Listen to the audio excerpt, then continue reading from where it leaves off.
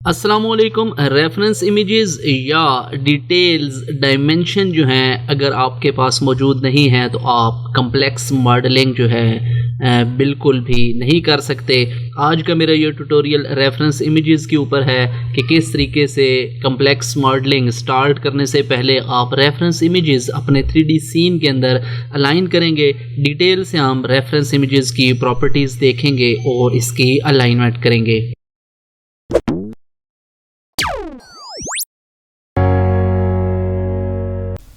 Open करते हैं blender. मेरे पास है ब्लेंडर का वर्जन 3.2.2। अगेन आपको बताता जाऊं, आउटलाइनर विंडो के अंदर आपके पास तीन ऑब्जेक्ट हैं, कैमरा, क्यूब और लाइट। यहाँ से भी आप अपने ऑब्जेक्ट्स को सिलेक्ट कर सकते हैं। इस वक्त सीन में मेरे पास डिफ़ॉल्ट क्यूब मौजूद है, इसको डिलीट करेंगे और रेफरेंस इमेज जो है उसको इंपोर्ट करेंगे। मैं आपको दिखाता जाऊं कि मेरे पास इस वक्त रेफरेंस इमेजेस हैं। एक लॉक है, ताला, और इसकी तीन रेफरेंस इमेजेस हैं जिसको नाम दिया है फ्रंट, साइड एंड बॉटम। मतलब ताले को अगर हमने डिज़ाइन करना है तो जो ज़रूरी डिटेल्स हैं वो फ्रंट साइड है, उसकी राइट साइड है या साइड व्यू, और उसका बॉटम व्यू है। दोबारा जाएंगे अपने ब्लेंडर 3D इंटरफेस में और सबसे पहले आपने जाना है फ्रंट ऑर्थोग्राफिक व्यू में। इसके लिए आप 1 की प्रेस करेंगे। याद रखिए कि जो भी रेफरेंस इमेज आप इंपोर्ट करेंगे वो जिस व्यू में आप मौजूद होंगे उसी व्यू के अंदर ही इंपोर्ट होगी। तो दोबारा देखें, अगर आपका 3D नेविगेशन जो है आप इसको मूव करते हैं तो 1 की प्रेस करेंगे तो फ्रंट ऑर्थोग्राफिक व्यू, शिफ्ट ए आप प्रेस करेंगे और शिफ्ट ए के बाद इमेज, और इमेज में यहाँ पे आपके पास दो ऑप्शन है, एक है रेफरेंस इमेज और दूसरा है बैकग्राउंड इमेज। दोनों में थोड़ा सा डिफरेंस है, इसको समझने की ज़रूरत है। तो सबसे पहले मैं आपको बताता हूँ रेफरेंस इमेज क्या होती है। ओके, रेफरेंस इमेज में आते हैं तो फ़ौरन आपके पास एक डायलॉग बॉक्स ओपन हो गया है। डेस्कटॉप जहाँ पे आपकी जो रेफरेंस इमेजेस हैं मौजूद हैं उस फोल्डर को आपने ओपन करना है। गेट लॉक, और चूँकि मैं फ्रंट ऑर्थोग्राफिक व्यू के अंदर मौजूद हूँ तो जो फ्रंट आपकी रेफरेंस इमेज है वो आपने सेलेक्ट करनी है। लोड रेफरेंस इमेज जी। तो जब मैंने रेफरेंस इमेज, दोबारा बताता जाऊँ, शिफ्ट ए के बाद इमेज में रेफरेंस इमेज वाला ऑप्शन मैंने यूज़ किया है। रेफरेंस इमेज में जो इमेज आपके पास इंपोर्ट होती है वो बेसिकली ओपैक होती है। ओपैक मींस के आप इसके अंदर से देख नहीं सकते। जैसे ही आप फ्रंट ऑर्थोग्राफिक व्यू से हटते हैं तो आपके पास फ़ौरन से पर्सपेक्टिव व्यू आ जाता है। दोबारा देखिए कि जब मैं अपने कीबोर्ड से 1 की प्रेस करता हूँ तो यहाँ पे ऊपर आपको इंफॉर्मेशन बता रहा है कि फ्रंट ऑर्थोग्राफिक व्यू के अंदर आप मौजूद हैं। ऑर्थोग्राफिक व्यू मैंने काफ़ी डिटेल से जो है समझाया है कि ऑर्थोग्राफिक और पर्सपेक्टिव व्यू इन दोनों में क्या डिफरेंस है। अगर आपने मेरी वीडियो नहीं देखी तो यहाँ पे ऊपर लिंक आपको शो हो रहा है, इसके ऊपर आप क्लिक करें तो ऑर्थोग्राफिक और पर्सपेक्टिव व्यू को आप बेहतर तरीके से समझ सकते हैं।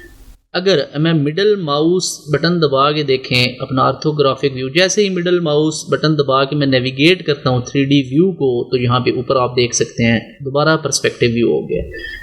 1 फॉर ऑर्थोग्राफिक। जैसे ही ऑर्थोग्राफिक व्यू हटता जाएगा तो आपके पास पर्सपेक्टिव व्यू शुरू हो जाता है।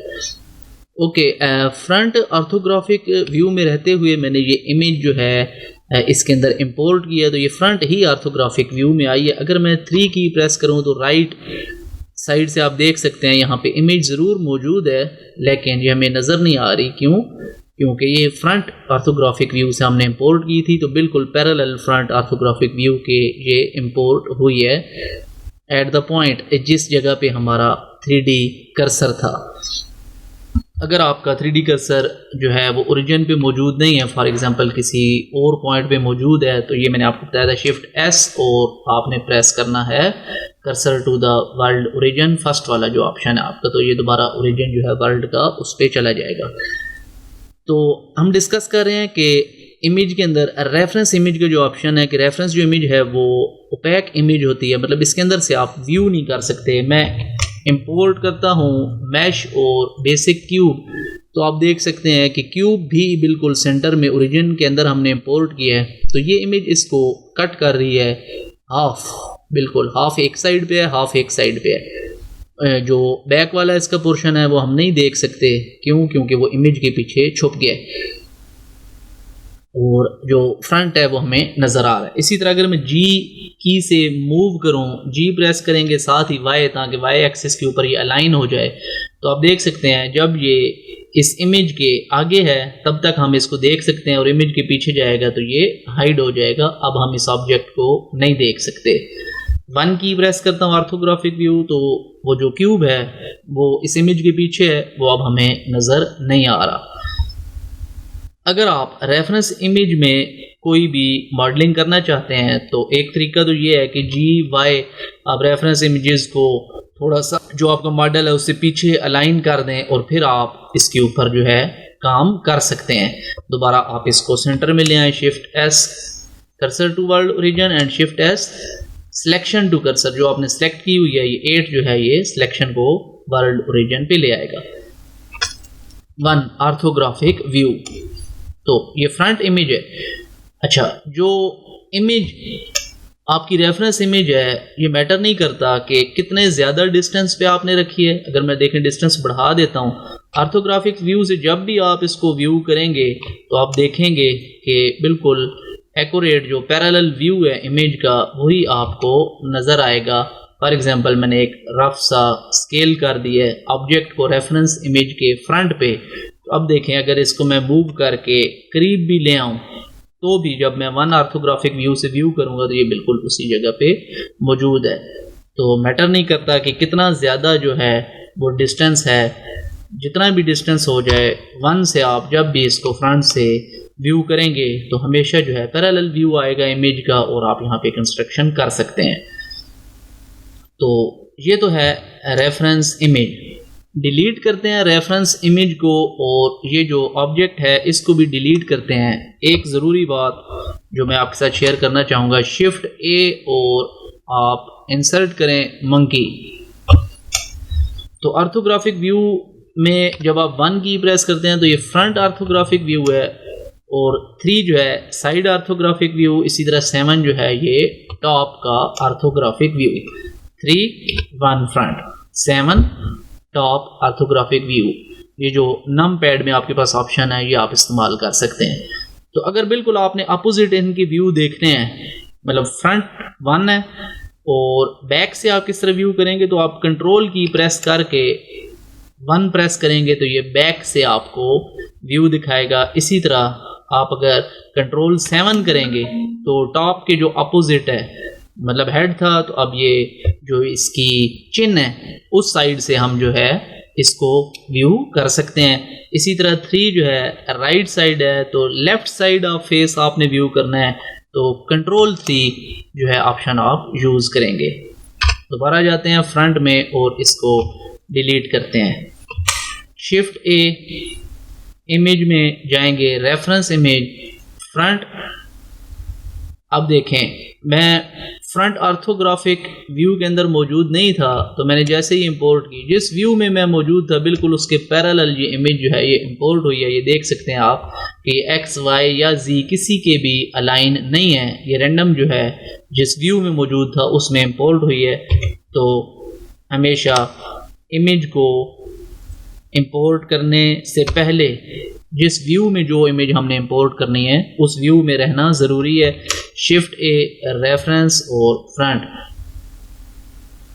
जी वाई इसको आप थोड़ा सा मूव कर सकते हैं वाई एक्सेस पे। इसी तरह अगर आप 3 की प्रेस करेंगे तो ये राइट साइड व्यू है, यहाँ पे हमने राइट साइड वाली इमेज जो है वो इंपोर्ट करनी है। शिफ्ट ए प्रेस करेंगे, रेफरेंस, और ये राइट साइड वाली इमेज जो है मैं ले लेता हूँ, और G और X इसको भी थोड़ा सा X पे हम लेफ्ट पे मूव कर देते हैं।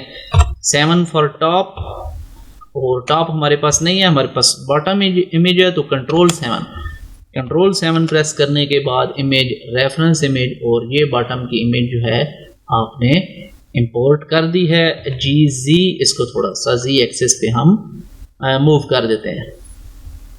3 रेफरेंस इमेजेस जो हमने ओरिजिन पे इंपोर्ट की थी थोड़ा थोड़ा उस एक्सिस पे हमने इसको मूव करा दिया है, ताकि जो हमारा ऑब्जेक्ट होगा 3D वो बिल्कुल मिड में होगा और इनके अकॉर्डिंग आप उसको डिज़ाइन कर सकते हैं।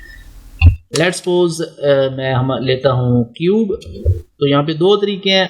आप ऑब्जेक्ट के लिहाज से रेफरेंस इमेज को भी अलाइन कर सकते हैं और रेफरेंस इमेज के लिहाज से ऑब्जेक्ट को भी अलाइन कर सकते हैं। कैसे? 1 फॉर फ्रंट ऑर्थोग्राफिक व्यू और G स्केल X, ये एक रफ सी मैंने स्केल जो है इसके मुताबिक इसको X विड्थ दे दी है। 3 में जाते हैं राइट साइड व्यू में।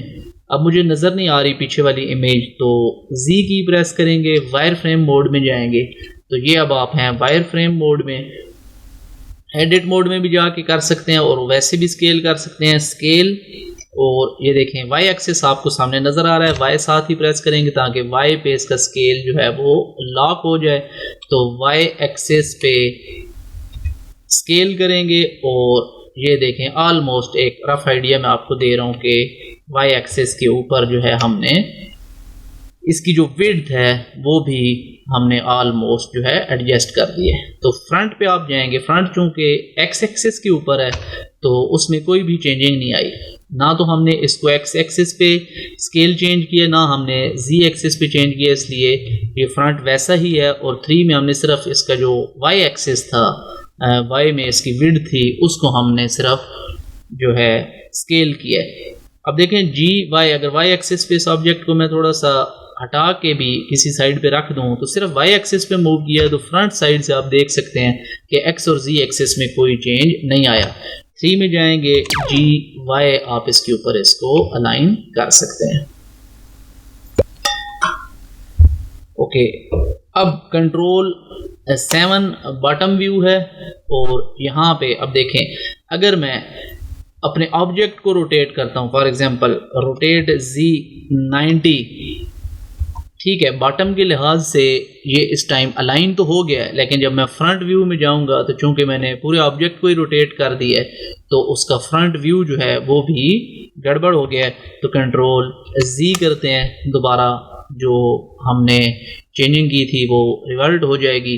तो front side and right side ये इस वक्त बिल्कुल हमने ठीक अलाइन की है। बॉटम हमने अलाइन करना है, तो बॉटम में हम जो हमारा ये क्यूब है इसमें हम चेंजिंग नहीं करेंगे, बल्कि जो हमारी रेफरेंस इमेज है उसको पकड़ के हम इसके मुताबिक जो है अलाइन कर लेते हैं। कंट्रोल 7 और इसको इमेज को आप क्लिक करेंगे, R for rotate and G axis के ऊपर एंड देन 90। तो ये क्या हुआ कि इमेज आपकी रोटेट होगी। वायर फ्रेम मोड में जाते हैं, अब इमेज को ड्रैग करना है। अगर मैं ऑब्जेक्ट को करूंगा तो उसकी अलाइनमेंट गलत हो जाएगी। तो जी एंड देखें रेड कलर जो है ये एक्स एक्सिस का है, तो साथ ही एक्स आप प्रेस करेंगे, एक्स एक्सिस पे इसकी रोटेशन लॉक हो गई है। तो जो इमेजेस थी रेफरेंस वो ऑलरेडी अलाइन थी। ऐसा नहीं हो सकता कि अब ये इमेज जो है इस ऑब्जेक्ट से राइट या लेफ़्ट कहीं बाहर निकल रही होती। अगर इसकी अलाइनमेंट या 2D डिज़ाइन ठीक ना होता तो ज़रूर ऐसा होता, लेकिन ऑलरेडी ये अलाइन है तो ऐसा नहीं है। तो अब इसकी जो बॉटम है फ्रंट साइड में भी इतनी ही लेंथ रहेगी। दोबारा देखें, फ्रंट लेंथ, ये आपकी फ्रंट लेंथ इतनी ही रहेगी। उसके बाद ये देखें जो साइड है वो भी इतनी है इसकी लॉक की, और जो बॉटम है वो थोड़े से यहाँ से एक कर्ल से एजेस हैं, तो वो एजेस डेफिनेटली शेप में मैनिपुलेशन करेंगे तो उससे ही आएंगे। तो ये इंशाल्लाह हम कंप्लीट मॉडल जो है ये एक मैं पूरी वीडियो आपके लिए लेके आऊँगा कि किस तरीके से जो है ये लॉक हम डिज़ाइन करेंगे। तो आज का हमारा टॉपिक चूँकि रेफरेंस इमेज का है तो इंशाल्लाह किसी नेक्स्ट वीडियो में देखेंगे। एक रफ आइडिया मैं आपको दे दूं कि ऑब्जेक्ट के ही आप जाते हैं एडिट मोड में, और इसके अंदर लूप कट्स आप ऐड करते हैं कंट्रोल 7, और फिर जो है आप उसके मुताबिक इसको एडजस्ट कर सकते हैं अपनी शेप को रेफरेंस इमेज के मुताबिक। इंशाल्लाह डिटेल से जो है इसको पूरे को हम डिज़ाइन करेंगे। तो इस वक्त देखें कि बॉटम भी अलाइन है, फ्रंट आर्थोग्राफिक व्यू भी अलाइन है, और राइट आर्थोग्राफिक व्यू भी लॉक का अलाइन है। ओके, ये तो था रेफरेंस इमेजेस। और जाते हैं ऑब्जेक्ट मोड में। ऊपर आपको नज़र आ रहा है ऑब्जेक्ट मोड, और ये जो 3 इमेजेस हैं और क्यूब, इन सब को अपने सीन से डिलीट करते हैं। सेकंड हमारे पास ऑप्शन था इमेजेस के अंदर बैकग्राउंड, फ्रंट आर्थोग्राफिक व्यू में रहते हुए आप जो है जाएंगे इमेज एंड बैकग्राउंड। तो बैकग्राउंड पे आप जैसे ही क्लिक करेंगे सेम डायलॉग बॉक्स आपके पास ओपन होगा, और चेंजिंग क्या आएगी कि फ्रंट जैसे ही आपने इंपोर्ट किया, अब ये जो इमेज है ये ओपैक नहीं है बल्कि ये इमेज ट्रांसपेरेंट है। आप इसके अंदर से देख सकते हैं किसी भी ऑब्जेक्ट को, और ये सिर्फ आपको उस व्यू में नज़र आएगी जिसमें आप मौजूद हैं। देखें, जैसे ही मैं मिडल माउस बटन से नेविगेट करता हूँ 3D व्यू को, तो ये जो इमेज है बैकग्राउंड इमेज थी चूँकि ये गायब हो गई है, ये आपको किसी भी व्यू में नज़र नहीं आएगी, सिर्फ आपको ये नज़र आएगी फ्रंट आर्थोग्राफिक व्यू में। इसी तरह अगर मैं 7 की प्रेस करूं तो देखें टॉप से यहाँ पे इमेज ज़रूर मौजूद है, 3 से राइट साइड पे इमेज ज़रूर यहाँ पे मौजूद है, लेकिन आप इसको किसी भी व्यू से नहीं देख सकते, सिर्फ फ्रंट जहाँ से आपने इंपोर्ट किया है वहाँ से ही आप इसको व्यू करेंगे। शिफ्ट ए प्रेस करते हैं मैश और क्यूब। ओके, तो इस वक्त जैसे ही मैं नेविगेट करता हूं तो ये एक ट्रांसपेरेंट आपके पास इमेज है, आप इसके अंदर से व्यू कर सकते हैं अपने ऑब्जेक्ट्स को। तो 1 में भी अगर आप रहें, फॉर एग्जांपल एडिट मोड में जाते हैं और इस फेस को थोड़ा सा मैं स्केल कर दूं, देखें फेस को मैंने थोड़ा सा स्केल डाउन कर दिया फ्रंट वाले फेस को, तो ये जो पीछे वाली साइड है इसकी ये मुझे नज़र आ रही है, मतलब ये इमेज ओपैक नहीं है। ये हाफ क्यूब जो है ये देखें इस इमेज से पीछे है, उसके बावजूद भी ये मुझे नज़र आ रही है साइड। अगर फ्रंट वाली मैं फॉर एग्जांपल डिलीट कर देता हूँ फेस, तो देखें ये बैक वाला जो फेस है इसको भी मैं देख सकता हूँ। तो काफ़ी आसान है बैकग्राउंड इमेजेस पे काम करना, क्योंकि आपको ये बाकी व्यूज़ के अंदर जो है वो नज़र नहीं आती, तो आप इजीली जो है इसके ऊपर डिज़ाइनिंग कर सकते हैं। ऑब्जेक्ट मोड में जाते हैं, डिलीट करते हैं इसको, फ्रंट में हमारे पास ये इमेज मौजूद है। 3 में जाते हैं और 3 में हमारे पास एक और इमेज जो है बैकग्राउंड, उसको इंपोर्ट करते हैं राइट साइड। ओके, अब राइट साइड और फ्रंट 2 इमेजेस हमने इस वक्त जो है इस सीन के अंदर इंपोर्ट की हैं, और वो फ्रंट से और राइट व्यू से ही नज़र आएंगी। यहाँ से भी आप देख सकते हैं ये आपके पास फ्रंट इमेज थी, और ये जो MP2 इसके साथ ये देखें इमेज का सिंबल आपको शो हो रहा है, तो ये आपके पास थी राइट साइड इमेज।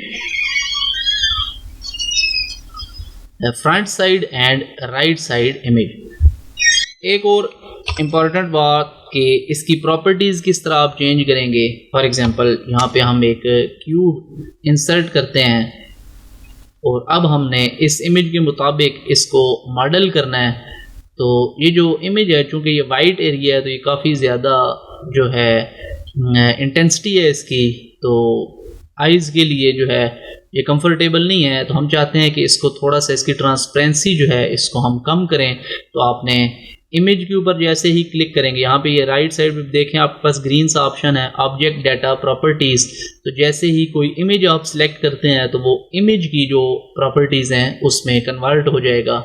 इमेज पर क्लिक करते हैं, तो जैसे ही इमेज पे क्लिक करेंगे ये आपके पास इमेज की प्रॉपर्टीज़ जो हैं डाटा प्रॉपर्टीज़ उसका टैब आपके पास आ गया है। इस पर आप क्लिक करेंगे और यहाँ पे है ओपेसिटी पे क्लिक करेंगे, और यहाँ से इसकी जो ओपेसिटी है उसको आप कम कर सकते हैं। जितना ज़्यादा आपके लिए इजी है व्यू करना वहाँ तक आप चेंज कर दें। 0.1 ऑलमोस्ट इस पर हमारा डिज़ाइन जो है वो नज़र आ रहा है।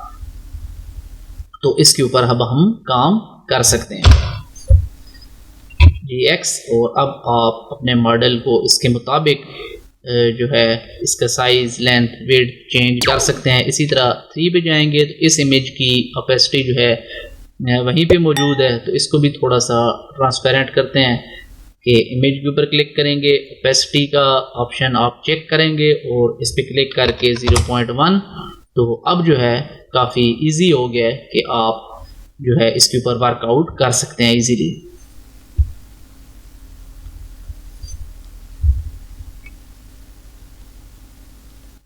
अनदर इम्पॉर्टेंट थिंग कि जो रेफरेंस इमेज है, फॉर एग्जांपल आप ऑब्जेक्ट के ऊपर काम कर रहे हैं और गलती से आपका इमेज के ऊपर क्लिक हो गया और ये मूव हो गई है, तो रेफरेंस इमेजेस या बैकग्राउंड इमेजेस जब आप अपने सीन में एडजस्ट कर लेते हैं तो बेहतर है कि आप इनको लॉक कर दें ताकि ये मूव ना हो। कंट्रोल Z करते हैं इसको, इस लोकेशन पे अगर मूव करना है तो यहाँ पे आप आएंगे, आउटलाइनर विंडो में फ़िल्टर का ऑप्शन है, यहाँ पे सिलेक्टेबिलिटी जो है इसको आप चेक करेंगे तो ये देखें सिलेक्ट का ऑप्शन इनके सामने आ गया है। Image front end image right side दोनों का ये जो सिलेक्ट का ऑप्शन है इसको आपने अनचेक कर देना है। और अब अगर आप इसके ऊपर क्लिक करेंगे भी या सारे को भी सिलेक्ट करें तो इमेज जो है फ्रंट वाली और राइट वाली ये यहाँ पे मौजूद ज़रूर है, लेकिन अब ना तो आप इसको मतलब कि सिलेक्ट कर सकते हैं और ना ही इसमें किसी किस्म की चेंजिंग कर सकते हैं। तो सिर्फ ये जो आपके पास ऑब्जेक्ट है सिर्फ इसी को ही सिलेक्ट कर सकते हैं और अपनी आगे ड्राइंग जो है फर्दर बना सकते हैं। सिलेक्ट का ऑप्शन ओपन करते हैं, तमाम इमेजेस जो है उसको हम सिलेक्ट करते हैं और डिलीट करते हैं। तो इस वक्त 2 ही ऑब्जेक्ट हमारे पास रह गए हैं, कैमरा और लाइट। दोबारा 1 की प्रेस करते हैं, फ्रंट व्यू और इमेज में जाके रेफरेंस इमेज और फ्रंट इमेज, शिफ्ट A और ये हमारे पास आ गया Q। एक इम्पॉर्टेंट बात और बताता जाऊं कि ये रेफरेंस और बैकग्राउंड इमेज 2 अलग ऑप्शन जो है उन्होंने ऑलरेडी बिल्ट इन आपको दे दिए हैं। आप इसमें खुद भी अपनी मर्ज़ी की चेंजिंग कर सकते हैं। इस पर क्लिक करें GY। अब आप चाहते हैं कंट्रोल Z ओके, इसको इसी पोजीशन के ऊपर रखते हैं। तो रेफरेंस को बैकग्राउंड में कैसे कन्वर्ट करेंगे, यहाँ पे आपके पास इमेजेस के ऑप्शन है, इमेज सेलेक्ट की, इमेज ऑप्शन में गए तो ये डेप्थ आपको कह रहा है कि डिफ़ॉल्ट मीन कि कहाँ से इस इमेज को व्यू करना है, या ओपेक रहेगी या ये फ्रंट पे रहेगी या ये बैक पे रहेगी या जैसी है वैसी ही उस जगह पे मौजूद रहेगी। तो डेप्थ डिफ़ॉल्ट है, फ्रंट करेंगे तो ऑब्जेक्ट यहाँ पे देखें ज़रूर मौजूद है। अगर इसको थोड़ा सा मैं रोटेट करूँ तो ये ऑब्जेक्ट ज़रूर मौजूद है, लेकिन चूँकि जैसे ही ये इमेज मैं रोटेट कर रहा हूँ, जैसे ही इमेज के अंदर ये ऑब्जेक्ट आ रहा है तो ये ऑब्जेक्ट पीछे जा रहा है। मतलब हमने इमेज की डेप्थ सेट की है कि ये हमेशा फ्रंट पे रहे, हमेशा फ्रंट पे हमें नज़र आए, लेकिन मौजूद कहाँ पे, बिल्कुल मिड में है, इस ऑब्जेक्ट के मिड में। दोबारा देखें, अभी हम जाते हैं इमेज को सिलेक्ट करते हैं, इमेज की प्रॉपर्टीज़ में और बैक पे मैं क्लिक करता हूँ। ये देखें इमेज इस वक्त मौजूद ज़रूर है, लेकिन जैसे ही ऑब्जेक्ट और इसका इंटरसेक्शन आएगा तो हमें ऑब्जेक्ट नज़र आएगा, इमेज नहीं नज़र आएगी। तो हमने क्या किया है कि इमेज को बैक पे सेट कर दिया कि हर एंगल से इमेज हमें बैक पे ही नज़र आएगी। डिफ़ॉल्ट रखेंगे तो अपनी लोकेशन के ऊपर वापस आ जाएगी। इसी तरह साइड जो है ये इमेज की फ्रंट साइड है और ये इमेज की बैक साइड है। मैं चाहता हूँ कि इमेज की सिर्फ फ्रंट साइड नज़र आए, तो फ्रंट पे जैसे ही क्लिक किया तो इमेज बैक साइड से बिल्कुल नज़र नहीं आ रही और फ्रंट से आपको नज़र आ रही है। इसी तरह अगर बैक से आप व्यू करना चाहें तो बैक से आपको सिर्फ नज़र आएगी। इन्हीं को ही ऑप्शन को चेंज करके आप रेफरेंस और बैकग्राउंड इमेजेस जो है उसको इंटर कन्वर्ट कर सकते हैं अपनी आसानी के मुताबिक। जिस तरह रेफरेंस इमेजेस आप एडजस्ट करना चाहें कर सकते हैं। जो ऑप्शन आपके लिए सूटेबल है, जिस पे आप इजीली वर्क कर सकते हैं, आप इसकी एडजस्टमेंट अपने लिहाज से कर सकते हैं। इंशाल्लाह नेक्स्ट वीडियो में हम जो है रेफरेंस इमेज की ही मदद से फुल फ्लैज जो है डिज़ाइन करेंगे और मैं कोशिश करूँगा कि इसी का जो लॉक का डिज़ाइन है वो नेक्स्ट वीडियो इसके ऊपर मैं बनाऊं और उसको हम मटेरियल भी देंगे और एक कंप्लीट मॉडल अपना रेफरेंस इमेज से तैयार करेंगे। तब तक के लिए इजाज़त दीजिए। जाने से पहले मेरे चैनल को शेयर करना दोस्तों के साथ ना भूलिएगा। मिलते हैं इंशाल्लाह नेक्स्ट वीडियो में। अपना ख्याल रखिएगा। अल्लाह हाफिज़।